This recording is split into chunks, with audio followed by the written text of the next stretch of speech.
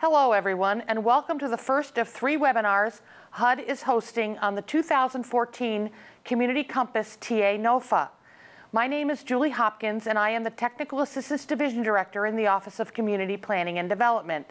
I have 2 other presenters with me today. To my immediate left is Sarah Schaefer, the Technical Assistance Liaison for the Office of Policy, Development and Research, and Pat Felton, who is a Senior CPD Specialist in my office in CPD. We're going to talk for a minute about learning objectives. We'd like to make sure that everyone understands what our intent is for today's webinar. We really want everyone to get a basic understanding of the Community Compass NOFA, what the program is and the NOFA. Please note, this is the program formerly known as OneCPD TA and OneCPD Plus TA. And we'll be talking about the changes that took place between the FY2013 OneCPD Plus NOFA and this year's 2014 Community Compass NOFA. So we want you to basically understand what the Community Compass program is, the application process, and what the significant changes are. A lot of folks have asked what is in a name, and that's the first item on our agenda. The next item is we're going to talk about terms, and then we'll have an overview. Then Sarah will talk about some of the NOFA features. Pat will talk about some of the application tips we have for you, and then we'll wrap up with the changes and information on resources that we have about the NOFA, including this webinar. So the next topic is, why did we call this Community Compass? Well, we needed to get away from such a CPD-focused NOFA name, and we've broadened this. It's department-wide. And the intent is that we're going to help communities and our customers navigate the challenges and achieve their goals. We're actually going to provide them assistance, as we always have, and we're going to facilitate connections, and we'll do that both in person and remotely.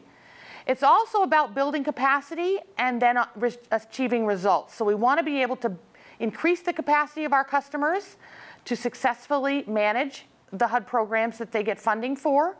We want to make sure that folks are able to comply with all the regulatory and statutory requirements, of which there are many, and sometimes they are very confusing and conflicting, and we want to help folks do that. And we want them to be sure that they can undertake housing and economic development that makes sense in their communities. So again, it's about targeting and about achieving results. So that's what the goal of Community Compass is. We've got a few terms that many of you may be familiar with, but some who are new to this process may not be so familiar with. We've actually taken the opportunity to define technical assistance. It's slightly different than capacity building. We view technical assistance as that sort of basic skills and knowledge that a grantee or subrecipient or recipient would need to know about our programs to ensure that they can have successfully perform in their jobs and comply with program requirements. Capacity building sort of goes to the next step, and it really is about increasing their ability of both our customers as well as their partners, the folks that they work in within their communities, to actually develop housing and community and economic development activities. And we want them to organize and operate independently and expand the opportunities for affordable housing in their communities, as well as develop conduct economic development activities. So a quick overview, continuing on the definitions. Demand response is a new one that's for many folks. It does not mean that when someone demands something of HUD, HUD will respond by providing technical assistance. It does mean that either HUD or our customers, or even folks who are awarded TA funds, will identify a need for technical assistance or capacity building, and then HUD will prioritize those needs based on requirements at HUD. So it's completely up to HUD how we prioritize those needs. And then we assign those TA tasks to a TA provider, basically based on experience and skills and funding and a variety of other things. And so then the TA provider goes out and conducts the technical assistance or capacity building on HUD's behalf. So the difference between an output and outcome, we've also identified that because some folks have had confusion. You need to be careful about this in the NOFA. Please make sure that if we ask you for an outcome, you're giving us an outcome. So we believe an outcome is something that actually we can measure and show a change in the behavior of our customer. That customer is either the grantee or the recipient, the subrecipient, the project sponsor, but it actually is demonstrating a change in their behavior. Outputs are considered more like deliverables. They're usually quantified in a number produced or delivered. For example, how many people were trained, how many documents were produced, how many people viewed a webinar, that kind of thing. So that's the difference between outcomes and outputs. In terms of the kind of work that TA providers, organizations that are awarded funds under this NOFA, the kind of work that they may be asked to do sort of falls into a variety of categories, and this is slightly expanded from past years. We may ask you to do direct technical assistance and capacity building on any of the programs included in the NOFA, and that would be for competitive or formula folks. Again, it's recipients, subrecipients, grantees, subgrantees, project sponsors. They're all called different things, but they all mean the same end customer for HUD. The public housing agencies, Native American tribes, multifamily housing owners, folks who are partners in the Better Buildings Challenge, and the housing counseling agencies. So all of those types of organizations may benefit from our technical assistance and capacity building. We may ask you to develop products and tools on any range of subjects for any range of programs, and even depending on an audience or customer base. We may ask you to deliver remote or in-person training. We're doing more virtual training now, so we may ask you to do remote or in-person training. We may ask you to manage either public and/or restricted access web portals, websites, launch mobile applications, conduct data analysis, operate the HMIS data lab, prepare the annual homeless assessment report, assist the HUD receiver for PHAs and receivership, and also the NAHASDA allocation formula administration and negotiated rulemaking. You'll see, for those of you who have applied in the past, that there are several new items on this list. It is a much longer list than it has been in the past, and we'll be going over that later in this webinar when we talk about some of the changes. So as in the past, the awards were made via cooperative agreement. These are not grants and they are not contracts. The cooperative agreement requires significant government involvement, which happens both at the program office level within HUD as well as government technical representatives. It is more flexible than a contract because we can start and stop work as needed. If HUD's priorities change and we suddenly have an urgent need, we can move work from one place to another. We can have the same provider start different work and stop work just based on us giving them notice that we are stopping that work. This is very important. The next item is very, very important for those of you who are very familiar with contracts and have even been awarded HUD contracts to provide technical assistance or capacity building. Fees are absolutely prohibited. Anyone receiving awarded funds under this NOFA may not receive payment greater than their actual costs. So that means it can't be a blatant fee, nor can it be built into wages or built into other items. Fee is absolutely prohibited. Again, we've talked about demand response. That's the model that we use here in HUD for this technical assistance under Community Compass. We will approve and assign technical assistance as we deem necessary. Certainly, we take advice from our local field offices. Most of this is handled at headquarters, but we do have significant involvement from our local field offices. So we will make assignments based on the expertise that we need, or the knowledge or the experience that a provider has, or even the funding or their geographic location. What happens then is the provider then prepares a work plan. They tell HUD, this is how I propose that I would conduct the work that you have tasked me to do. And then HUD reviews it and approves it. We may ask for changes, but it works in a very, very quick fashion. Normally, work plans are approved within 30 days of receipt. So it is much faster tasking than under a contract. I'm now going to turn it over to Sarah, who's going to talk about the NOFA features. Thank you, Julie. Thanks for the lovely introduction. So I'll talk about some of the key features of the Community Compass NOFA. Some are kind of the same as last year's NOFA, but there are a lot of differences, as Julie mentioned. So first, this NOFA includes more program offices than just community planning and development, as in the past.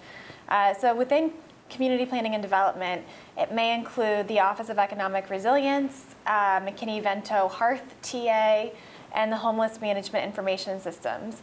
We also have the Office of Housing involved, and primarily that's the Office of Multifamily Housing, which includes housing recapitalization. You may know that as housing preservation. It also includes assisted housing oversight, formerly supportive housing, as well as our Office of Housing Counseling. Additionally, we have the Office of Fair Housing and Equal Opportunity, and we'll be thinking about some TA around Section 3 and affirmatively furthering fair housing. And lastly, the Office of Public and Indian Housing is also included in this NOFA. We will be including TA to tribes through NAHASDA and under the Office of Native American Programs. Providers may be tasked to assist HUD receivers for PHAs in receivership, and providers may be asked to assist with troubled or at-risk public housing agencies, and especially honing in on financial management and governance TA. And as Julie mentioned, because these are cooperative agreements and not contracts, providers may not charge any fee or a profit.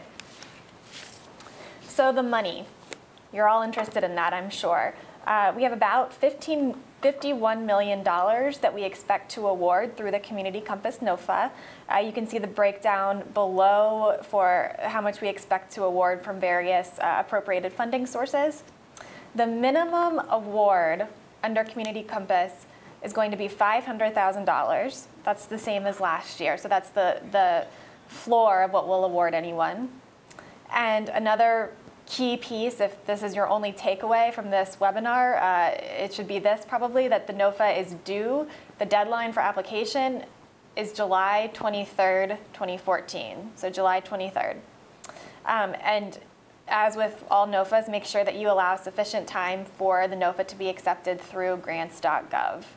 And HUD does expect to make multiple awards under this NOFA, so not just to one applicant, but to multiple successful applicants. And with that, I'll pass it on to Pat Felton, who will talk about some tips for completing your application. Thank you, Sarah. So some of the application tips. You want to make sure that you're signed up for notification of NOFAs so that you'll know when the NOFA is published and available to apply to. The NOFA, as well as the application packet, can be found at Grants.gov website as well as the HUD.gov website.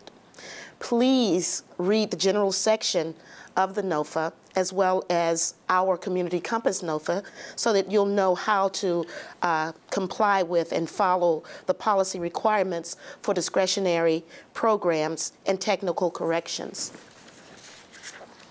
Another tip, you want to be sure to obtain a DUNS number. That is a requirement. There is a website that can be found in the NOFA, the Community Compass NOFA. It's www.dnb.com.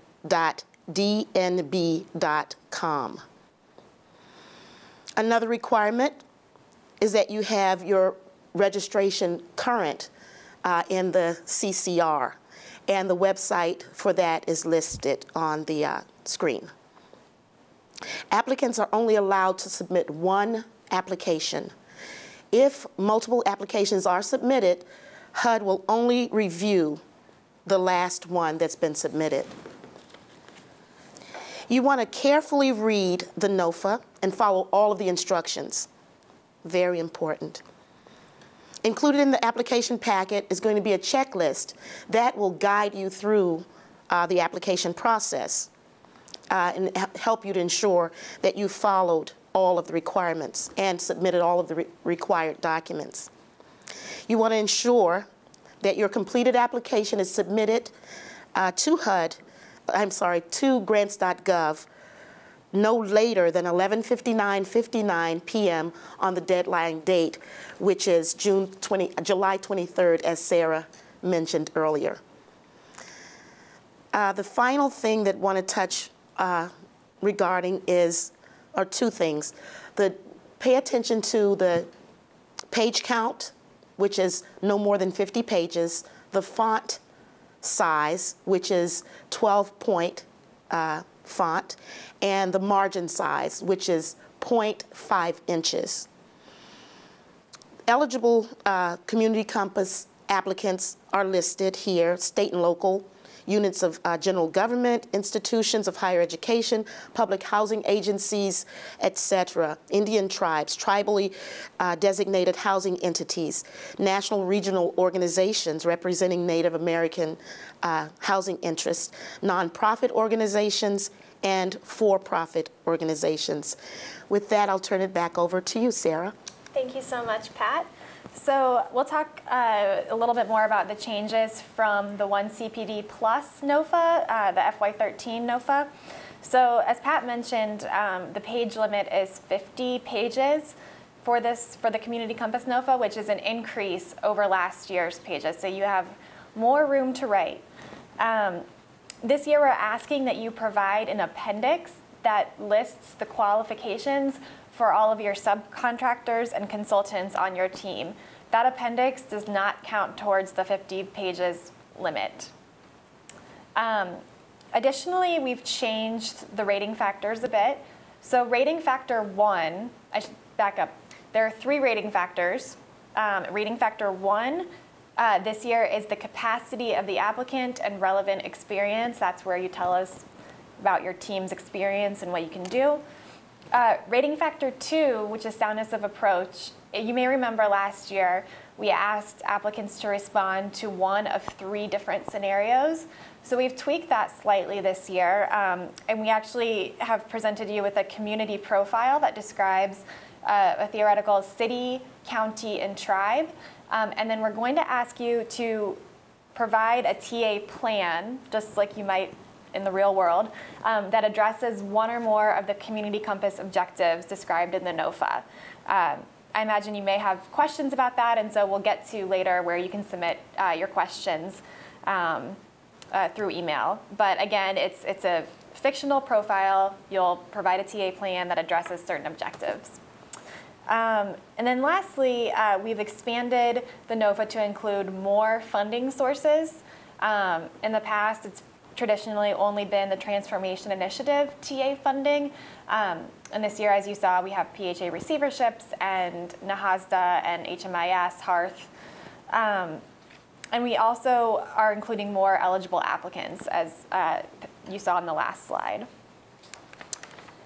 And then importantly, we've expanded the list of things you can do with your funding when HUD assigns you to do work. So I'll read through these quickly, but we've defined what these are in the NOFA as well.